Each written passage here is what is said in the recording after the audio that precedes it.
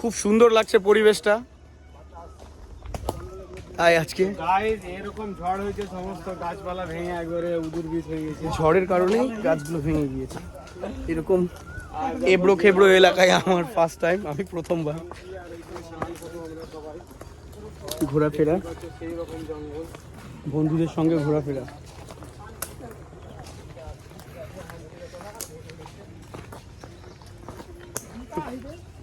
যা রাস্তা আছে নিচে দেখে যদি না নামা যায় তাহলে অ্যাক্সিডেন্ট, পড়লেই কিছু না কিছু ক্ষতি হবেই।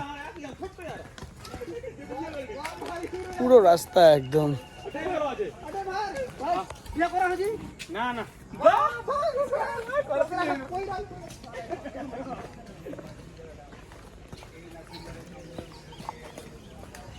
পাহাড়ের নিচে গরু।